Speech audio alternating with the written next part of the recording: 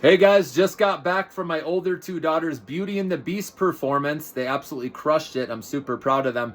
And I wanted to give you a stock market recap here. So for today, first off, I put out a video yesterday telling you guys I bought the dip with several names and I posted that in the members community. And a lot of these bounced back nicely today, guys. Now I want to let you know we're not completely out of the woods here. We are still at the top of this range. Remember that tall red candle from last Friday I told you with the S&P and the NASDAQ? We have still not broken out above that. So that's going to be the key. But this is the second time we're going up to retest this area. It would be awesome if we broke through tomorrow. But if it doesn't happen tomorrow, I'm hopeful that it could happen next week with mega cap earnings because I do think they're going to have solid numbers. And then if the indexes can get over, that control bar from last Friday, then we could go higher, and finish strong going into year end. Okay, especially with another interest rate cut. And we saw Intel's earnings today.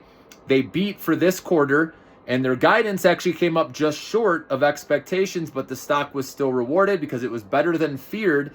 And so this is one I put out when it was at $23, $24 a share after SoftBank invested in them. And then obviously after the US government took a stake, that's when I was saying it was time to buy. At this point, at $40, I'm not chasing it at this level now, okay?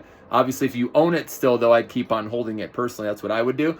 And then also, the quantum computing names, that news about the government investing in them, that came out late last night. So, of course, when retail traders like us don't have access to the market, right? This is where I'm telling you the insiders, have the edge. And so they're able to buy, overnight. And when you wake up, you already see these quantum names up big, right? And that's where it's like, okay, how much meat is left on the bone?